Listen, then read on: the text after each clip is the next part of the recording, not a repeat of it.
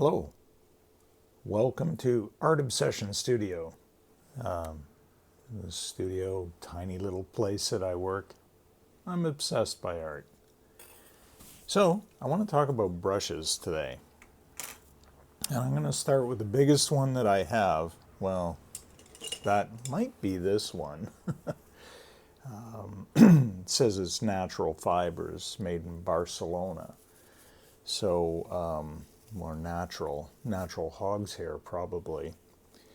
Now, something like this is great for just what you'd call whitewashing or back painting a large canvas.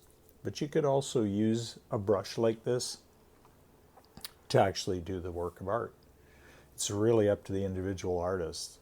So, if you're going to go shopping brushes, we're going to talk a little bit about your style, and we're going to talk a little bit about some of the brushes you might want to try and use to achieve that style or to look the best you can in that style.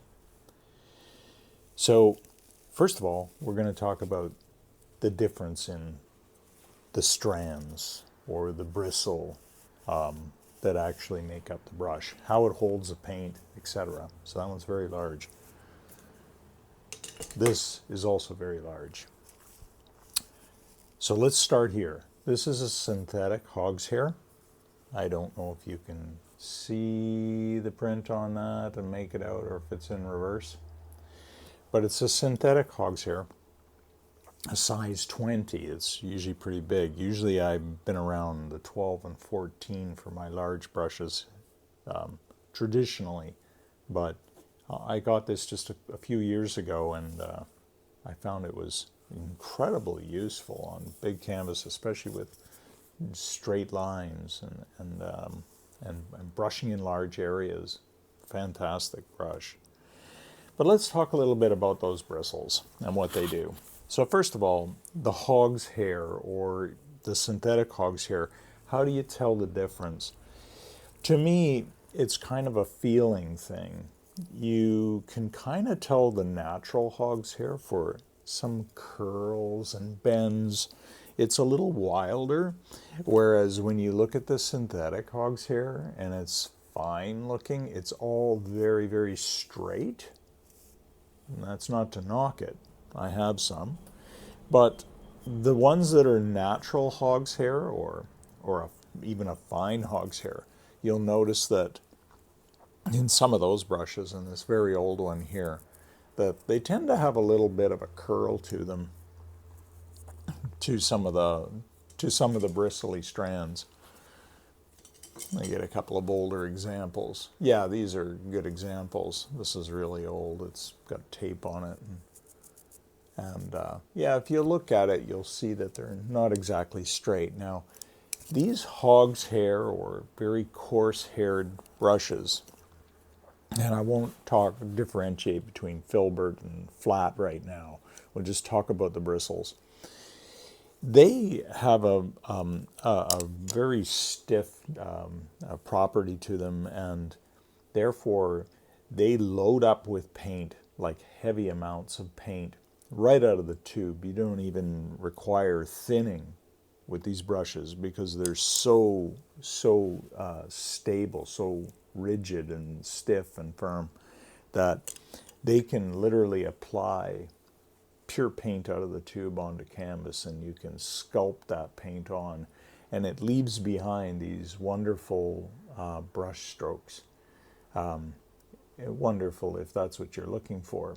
If you're a photorealist, these brushes are probably not something that you would want to have in your collection, a lot of anyway. They're expensive, they're more money because they're made with a natural fiber, I guess you'd call it, a natural hog's hair. It would always be good to have some, I think, just because you may want to play or experiment and leave a few of those bristle signatures behind, because to me they form a part of the, I don't know, the feeling, I guess you'd say. It's I always look at art like music. There's those tiny little nuances, you know, like when you're bending a string on a guitar or a little vibrato. It's like a bend plus a little vibrato. It's like sometimes it's the tiniest little thing, but it's your signature. And with painting, it can be just that type of thing where you're applying some brush strokes and you're leaving behind the evidence that it really was a brush and it really is paint and it's not necessarily a photograph. So that's where these natural bristles come in. I just happen to have in front of me here too this wonderful little cloth sack to roll up the brushes in. Really, really nice if you're going plein air painting. So those are the naturals, and they're tougher to clean. So the downsides, a little more money in some cases to get good quality natural hog's hair. But, you know, and again, not really a detailer's kind of brush, like not for photorealism, but really thick, heavy applications and controlling thick amounts of paint. Some of the other downsides to them is they do tend to, some of the bristles bend out over time if you're not looking after them properly. They're harder to clean, so they take a lot more thinner and solvent to get through them, and there's a process to cleaning which I'll do in a different video when I talk about cleaning your paints. So they do come with some of their setbacks that way, but they can't be replaced when it comes to working with heavy paints and wanting to leave behind that brush stroke to show that this was an intentional brush stroke. It went right here, and they telltale too. Like, you can't overwork it because then you're trying to make the brush do something it really wasn't intended to do, which is the blending. So, I mean, it does, it does and it doesn't. Again, it's one of those little nuances, those real fine details, you know, in the finished product that you have to think about. So I love them. I wandered away from them for a while and went to synthetics because I was trying to see how realistic some of my stuff could look, and now I've gone back to them because that's just the style that I like to paint. I like to see the brush strokes. But that doesn't say I don't use synthetics. So let's talk a little bit about the bristle that you get with a synthetic. So synthetic hog's hair, again, a little easier to clean than the natural hog's hair because they're not as kinky, they're straight, so the pigments wash out to cleanse out a lot easier. But there's still a pretty coarse hair or bristle, so the paint does want to stay in there. It holds large volumes of paint, and so they clean a little better than the naturals. They clean up a little better. But they still maintain that characteristic when you're applying paint, okay? And not quite as beautiful in the end, but again, should have them for whatever effect you're looking for. So let's go into the synthetics. So what I like about synthetics right away, the first thing about synthetics is the tight uniformity that you get from the synthetics. So when you really need some control, and you're working in some finer areas, and even though you've been just applying paint, sometimes you just really want to have something very fine. You're doing fish boats, and you would really like to define the mast on the fish boat, or you'd really like to define some of the rigging, or some of the lines on the hull of the boat. And that's when, you know, something in the neighborhood of the synthetics comes in. So I don't have as many synthetics that are flat like this and really straight. Like I do, I have a fair number because again, like I wandered around experimenting with them.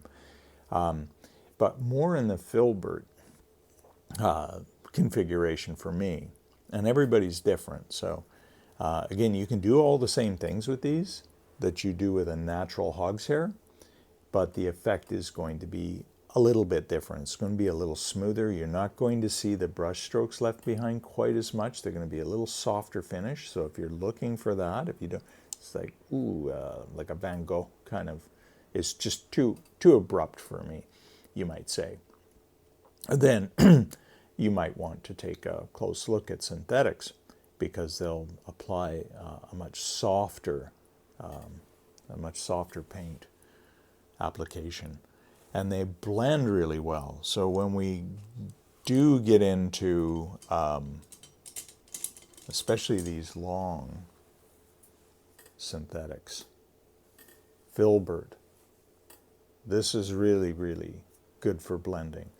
So if you're doing clouds and you like a really soft sky and you don't want to see chunky paint, you want to blend and you're really into photorealism, and you're painting in that direction where you want it to look very realistic, then these, especially these long filberts, they tend to just blend like crazy. You can almost get to like an airbrush effect on the canvas after you've used these. It's really beautiful.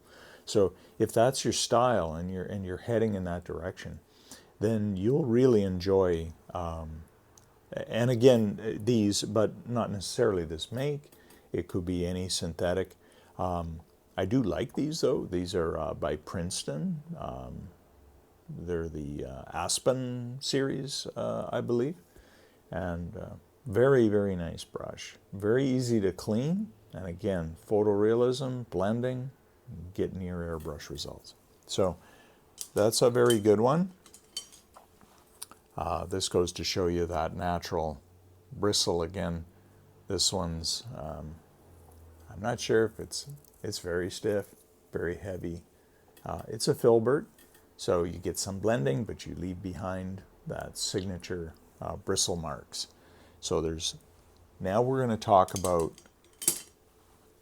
so that's synthetic and hog's hair. I do have another little bad boy here somewhere. Here it is. So very fine, like sable or squirrel hair. I think that's it. Nope, that's not it. It's here somewhere. Here it is, I found it. Okay, good. So this one here is a filbert, and it was made by Princeton, but it's extremely expensive. Very expensive. I couldn't believe the price of this little brush. I bought this probably about 5 years ago, and it's a very fine, it's for oils, but it's very, very fine. You can feel these bristles, and although they've got some body to them because they're tightly compressed into this metal case, they're so delicate. And I bought these because I wanted to experiment on this blending idea and see how soft and fine, but I paid an enormous amount of cash for this. This was probably one of the most expensive brushes that I ever bought for this size. So good for acrylic and good for oil, because it's stiff enough that it can handle the oil paints, but you do have to thin them. And it is, again, if you want to get that blend. So this is going with, like, you know, I think it's sable or squirrel, or it's some small fur-covered animal that they've taken this from. That's kind of a bad thought, isn't it? It's like you hope it's just sort of a natural roadkill salvage program and they're not farming them for that purpose. Now that I think about it, I wouldn't want to buy too many of these then, you know. But anyway, the bristles are amazingly soft. It's the only one I have like that, by the way, and I bought it just so I could experiment. But most of my filberts are either a synthetic or a hog's hair, and most of my flats are synthetic or hog's hair. So let's talk a little bit about flats and the type of application that you would use a flat in. So that's a flat, for instance. These are, that's a synthetic flat. Here's a, I was almost questioning, but it is a flat. It's just a little older. And I was looking too to see if they never even mentioned back in those days whether that was hog's hair or not, but it certainly is. Very stiff and kind of gnarly looking, grow different, you know, you can tell it's natural bristles. So these flats, and they come in different configurations. Some are long, like this, synthetic, and this natural hog's hair type. This one came from Japan. Shorter bristles. Okay, they have their own little uses, and soft, supple, synthetic, and long. Okay, so we get that nice square edge when we finish, when we start, when we pull the brush and stop. We leave this kind of that abrupt little line in the paint. Kind of hard to describe. I'd have to almost do it for you. You try it yourself and you'll see what I mean. But it leaves its own little mark like that. So again, it lends itself to a style and it lends itself to an application, because sometimes you're doing the edges of buildings and things like this. You're not trying to blend the edge of the building with another building. You don't want them to blend together. We want real linear distinctions between objects. And that's where these really come in. So that's why we would use a flat, is we want those linear distinctions. All of them, no matter which shapes we're dealing with, we like to have some distinctions. Now, I've seen people use these even where blending is required, just because they want that end result. But I've found with my own work, when I look at it, I get a little critical of that. So I would go instead to the filbert, the rounded, versus these straights. More for blending. So anything in the clouds, foliage, stuff like that, portraits, right? And more for building solid objects, or even doing sky and ocean. You can use them. Like, you can use whatever you like, but these are the effects that you're going to either be struggling with or embracing. So it's up to you. So a little bit more for linear definition. Let's sum it up by saying that. More for blending. So that's your filbert and your flats. We've covered cleaning, synthetic versus hog's hair, and the signature that each brush leaves behind. So next I have this collection of vases, which I buy these at the dollar store, and they're nice for keeping my brushes apart. In this case, you have some other configurations which are quite odd, and I should talk about those. So here we have an angle. There's a flat with an angle. And these are really good for, they call it an angle shader. So I guess if you want to add a little shade somewhere, you can. But to me, the idea of that angle, again, and it's a flat, but with an angle, is if I want to make those lines. So when I want to have those guy wires on a fish boat, I'm going right to something like that. Not one of these rounds like you would think.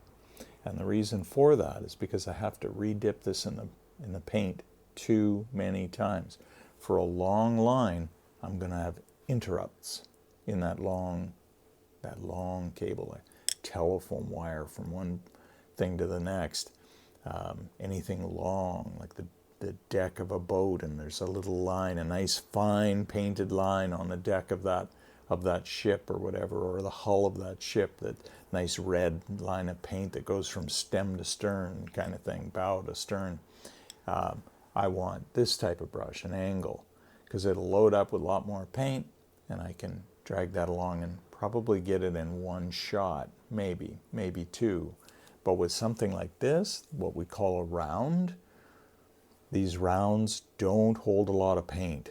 So I'll talk about what they're good for in a minute. So that's the angle. And again, they come in synthetics and they come in hog's hair, but when you're talking about this particular cut, I would stick to the synthetic, or this, because again, this is an accuracy brush. This isn't a brush for just plastering paint on canvas. This is when I'm looking for an accurate detail.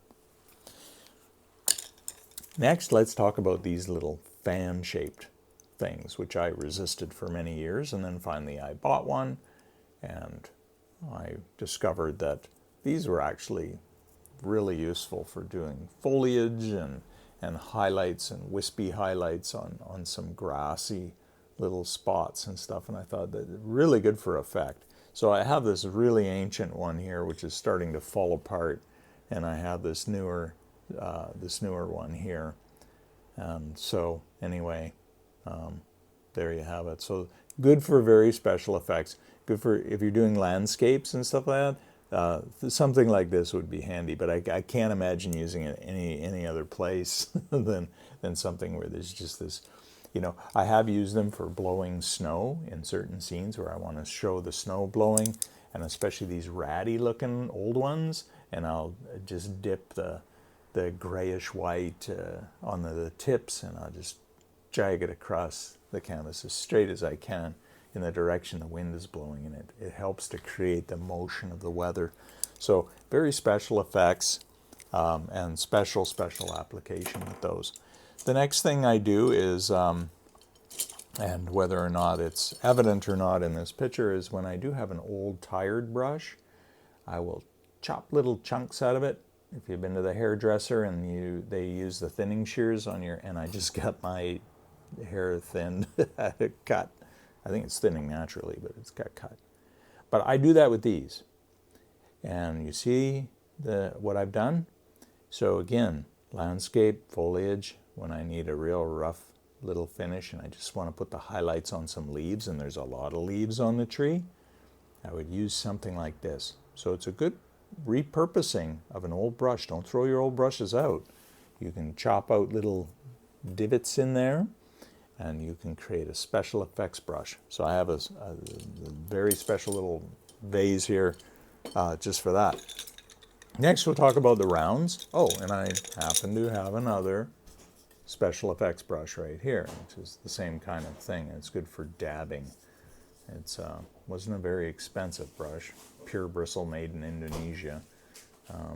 So it has a lot of those thick characteristics. And then these are the rounds. So I don't use a lot of rounds, mostly for my signature at the end, but there are a few little places where I just, like on a window ledge, and I just need that nice little straight line. I don't need to go to the angular cut one. I'll just use these rounds. You kind of have to play with them and see what kind of effects. You can roll them on and roll it off. It's just something you have to play with, and you either use it a lot or you don't. And I just happen to have them. I used to use them a lot when I did landscapes because they make good branches. Because they roll around and they can go all over the place, and they make these nice, crazy looking gnarly branches and things like that. So that's what I would use those brushes for. And as well as having something to sign your name with as a signature.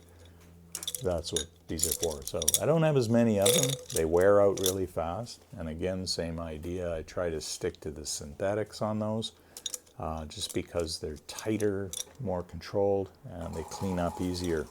So they're very good to have. And next would be, can't really call them brushes, but some people do. They're called knives, right? So we have palette knives. And so this is when you're taking a heavy paint or even a thinned paint and you just want to trowel it onto the painting and get a special effect from that. So again, depending on your style, I've seen a lot of this where people mix both brush and palette knife. And I know when I was younger, I did a lot of paintings like that because I loved the effects of the palette knife, and this was my favorite, by the way. In those days, they called this a number 4. This one was made in Japan. It's made by Acroil, I think, maybe Reeves. And then, you know, the new modern ones now have completely different number designations. This one's kind of modern, made by Artist Loft, kind of a budget-minded approach, I guess. They make a variety of things. I find that this one is not as good for painting as it is for working, cleaning paint off the palette or cleaning paint off of your painting. In fact, I've used it here. I scraped something off of this painting using this. It's got a wonderful edge, so if you want to clean paint up, this one is supposed to be for mixing it. So is this one. I call it the butter knife. It's supposed to be for blending and mixing. Never use it. It came with a set, but it's just not as good as this. When I mix, this is my go-to. It does everything.